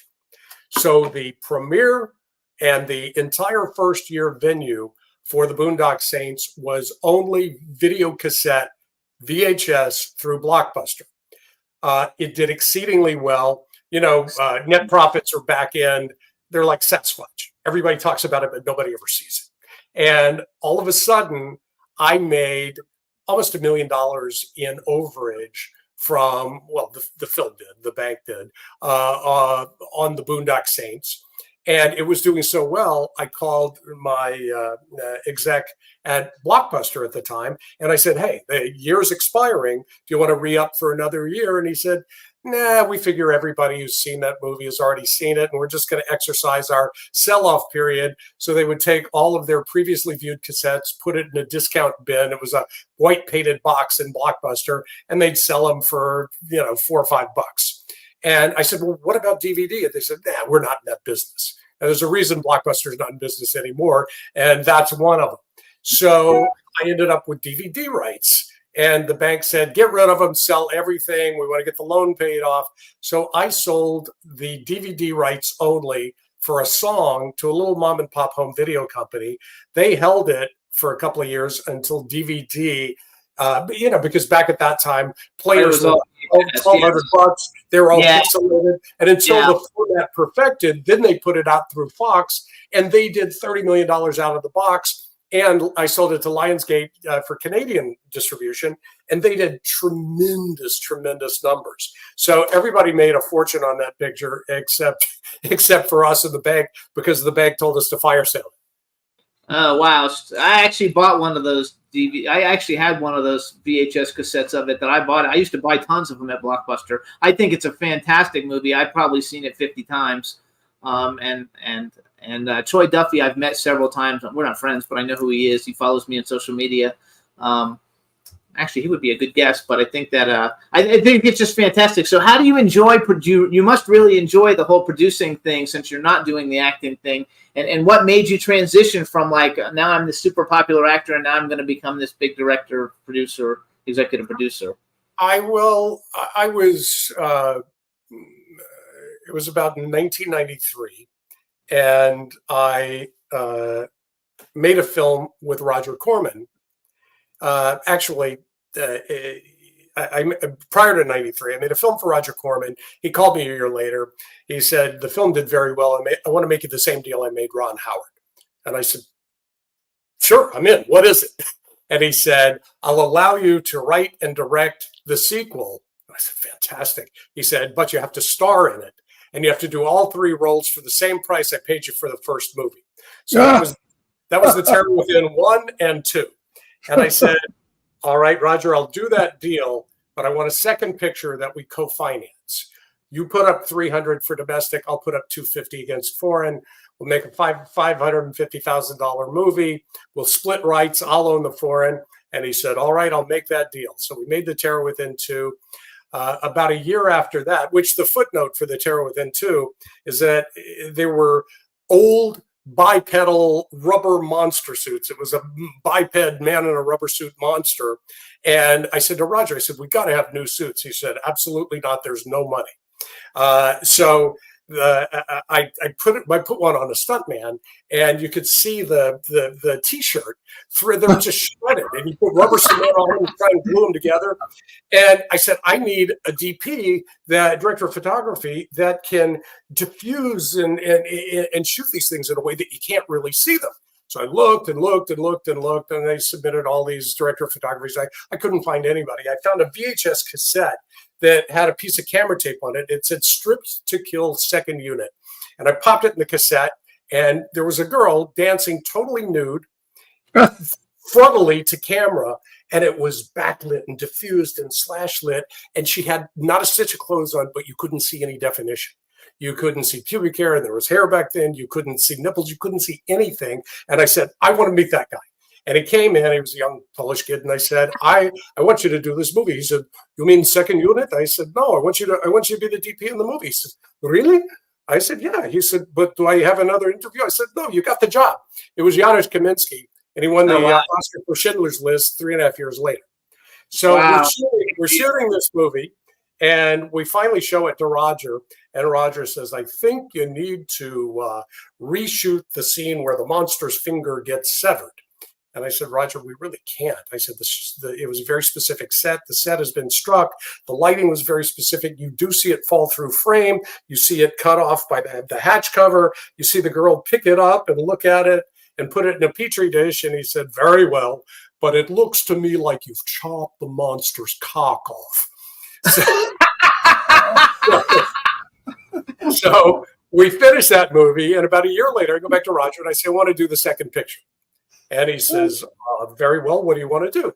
And we settled on a sequel to the Body Chemistry movies. He'd done 1 and 2. So we decided to do Body Chemistry 3. And I hired Morgan Fairchild, by the way, on that movie. So I produced that movie. And I went to Roger and I said, I know you're going to put up 300. I'm supposed to put up 250. I'll put up my house. I'll work for free. I'll get everybody I know to work for free. Don't make me show the 250. And he agreed and let me make the movie for his $300,000. Wow. And it did so well. Money? It did so well for him. He made about $1.4 million on it. He said, let's do 3 more. So then I had 4 movies. I partnered with somebody that had another 4 movies. And I went into the foreign sales distribution business in '93, and I quit acting. I got tired of being a child and wanted to be an adult. Basically. So you were able to pay your house off and make money. You didn't lose your house. Well, yeah, way more than that. Good for you. Good for you. Actually, a lot of people were in those films. I'm looking at. So I've never seen Body Chemistry, but I want to say something about Morgan Fairchild. Clint Howard, a lot of people in it. No, but Morgan Fairchild on film, I always thought was cold and snobby and would be very unfriendly. So when she was coming on our show, I said, "Oh, big deal. Another ice broad, ice princess." No, Morgan Fairchild is delicious. She is the sweetest, the nicest, the most giving and gorgeous. Right. So I was so thrilled that she turned out to be one of my super people. And we did a beautiful show with her. She's a lovely person. So you see, you can't judge a book by its cover.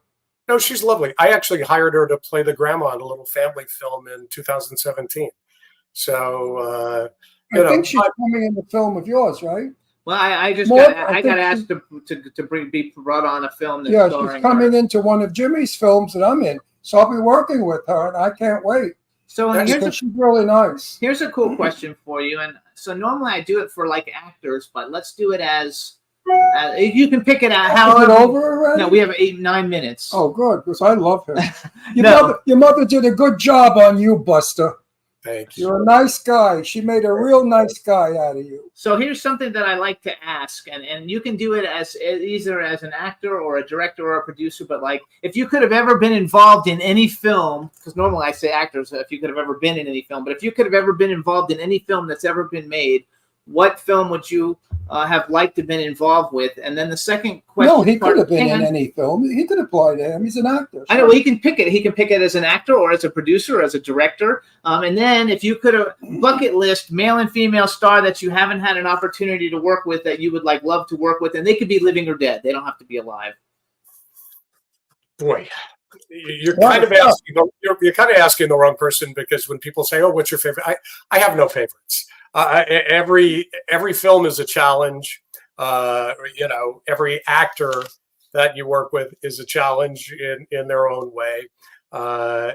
People's dreams and desires are to make movies, and then they get on set, and many of them make it as difficult as possible, and turn what should be a celebration into a miserable experience. So, I'm kind of skirting the issue, because I only do what is a deal. It's show business, not show art, as far as I'm concerned. Occasionally, art happens along the way, and you hit with both cylinders. But in the independent business today, it's more difficult than ever. In the late 40s, early 50s, there was a federal regulation called FinSyn, FINSYN, where the federal government stepped in and deregulated the studios from being able to own cinemas, because they deemed them monopolies, and they were and they were restricting free trade. Well, today you've got 6 or 7 conglomerates that own every media outlet, every studio, everything worldwide, and there's no longer a mandate for the independent. It stinks, I say again. And I was the chairman of the Independent Producers Association for years. I was on the board of directors of International Film and Television Alliance. I represented 170 member companies. Our lobbying budget for the year was $500,000. For these guys in Washington, for the big boys, that's lunch. So, Right. There's no one looking out. There are people looking out for small business as a whole, but there's nobody looking out for the small business in the entertainment industry. You're absolutely right. Absolutely right. Now, listen, I want to ask you a question. Jane Russell's children, who I knew, hated the fact that their mother was a superstar. They wanted a mother that was ordinary. Jane tried her best by going to the beach with the kids. Jane hung out with all her school kids, girls that she went to school with. Did you ever feel that you would have preferred to have a short, fat mother baking, or the gorgeous, stunning movie star that you had? Well, see, I was raised predominantly by my grandmothers, my mother's mother and my father's mother. So they were basically my mothers. They were warm and fuzzy. They bought my clothes. They washed my clothes. They ironed my clothes. They cooked my meals. Except so I grew up with them 12 of 18 years of my life, and summers and holidays for the 6 years that I lived with my mother. So, I had limited time with my mother as a child. Mostly my grandparents and my grandmothers were my role models. My father was too young to be a father, but my grandfather, tried to correct his mistakes that he made with his son, with me, his grandson, and my grandmothers were like my collective mothers. So, if it weren't for them, it'd be a different story. But they were the ones that nurtured me my entire life. I kind of suspected that when I used to ask her about you. I got a feeling that it wasn't really what I knew, having an ordinary mother, conventional mother. But I got to tell you something. She's proud of you and she loved you. There's no question about that. She'd never say it to me, but she'd say it to you or others. Maybe it was good dinner table conversation, and perhaps indeed she was, but that was never imparted to me. That's sad, because I didn't think that of her. I thought that she was a very doting mother, according to the conversation. No, if it ever came up about you, it was as though you were her pal. Maternal and my mother were never congruous, but she was who she was. I accepted her for who she was, and and as she got older and my career took off, it was more about what can you do for me, and which is why I would put her to work in a film or TV show of mine whenever I got the chance. But your documentary will be kind. Documentary is more than kind. It's a celebration. I have my own documentary, and when I do that, I can tell, because there are different truths. Everything that I explore about my mother is the absolute 100% truth.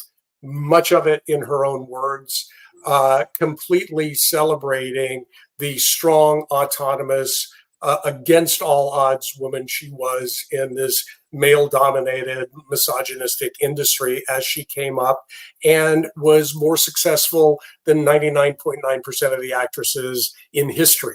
So it celebrates everything that was wonderful and magnanimous and magnificent about her.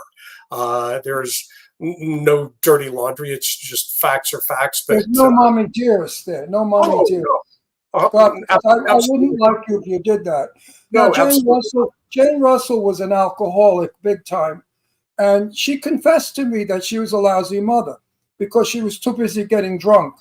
Her children really resented her. They resented me tremendously. Her one son hated me because I was so close to his mother. And he was thinking, this strange guy comes along and my mother's doing to him what she should have done to me. And it was tough on Jane, but Jane in the end tried to be a mother, but it wasn't successful. It just didn't happen. I saw so many, I know many celebrities who have children, and I don't want to name them all, but the kids really wish that their parents were ordinary, normal nobodies. They hated their celebrity parents. I have 3 kids. I've got twin girls who are going to be seniors in college. College? Oh, sure, you would, yeah. He'll be 22 in September. We've got a 27-year-old son. And in 2005, I made a 17-picture deal with Sony to produce their high-end DVD movies. I did 8 Steven Seagal films, 6 Wesley Snipes, 2 Van Dammes, 5 Dolph Lundgrens, Walking Tall 2, Walking Tall 3, Half Past Dead. I love all that. I love all that. Sequels and remakes of library titles. So I moved my kids to Dallas, Texas, and I raised them in a specific neighborhood and a specific school system. And I just normal. Normal. And I went to every. Is your son as handsome as you are? Very handsome. He would say yes. No, I want to hear what Daddy says. Daddy's going to say yes. I think he's a handsome boy. But if you were a handsome boy, the James went nuts over you. Thank you. But back to that. You're still handsome. I said I'm going to take care of my kids, and that's what I've done. Are they following you into the industry? Any of them? My son works with me in production. He's a union production office coordinator on union films, and he's a unit production manager on non-union films. My daughter Aubrey, if you look her up on IMDb, she's done 10 or 12 movies with me. So Amelia, my other daughter, no, she's international business, but Good for her. Do any of the girls We gotta look, go. do any of the girls look like mom? Do your children? Any of the girls look like Stella? all my kids are blonde and blue-eyed. Do they look like Stella? I wouldn't say. If you know, after we finish the interview, look up Aubrey Stevens on. I'll go look them up. I guess we're winding. Andrew, Yes, sir. Andrew, I have thanked so many guests for coming on our show, but I can't thank any guest more than you. It is indeed a pleasure that after all these years of hearing about you, I've finally gotten to know you, and I'm proud of you. And I'm going to cry. Ooh, I guess Italians would cry at the drop of a hat. I am so happy that you're going to celebrate Stella. Thank you so much. Thank you. Thank you so much for coming on. And when the DVD, when the movie actually comes out, let us know so we can help promote it. Because I've got like 1.5 million followers. And on I social can't media wait and to all see that. it. I'll be the first one there. I will do. Well, stay in touch, Jimmy, and I'll send you a link. Perfect. Thank you so Please. much. Thank you so Thank you much. so much, Andrew. All righty, everybody. Thanks so much for tuning in. I'm glad you enjoyed the show. Our guests, Andrew Stevens and Greg Raposo, were fabulous. We'll see you guys next week. And thanks for tuning in, everybody. Yeah, It was really a great it was a show. wonderful show. Wonderful show. All right, everybody. We'll see you next week. Bye-bye. Bye. Can turn out to be so wrong. Yeah, we in the mix. Yeah, we in the mix. It's another episode. Here we go. The Jimmy Star Show with Ron Russell. Interviewing the hottest, newest, and truest of today's celebrities. Make sure to subscribe so you can get notified weekly. Jimmy Star, he's the king of cool. Ron Russell, he's a gorgeous dude. Chat room is live and you would be a fool not to vibe with us at the Jimmy Star Show with Ron Russell. Come watch it live on W4CY Radio. Miss some past episodes? Download on iTunes. The Jimmy Star Show with Ron Russell. It's the Jimmy Star Show with Ron Russell.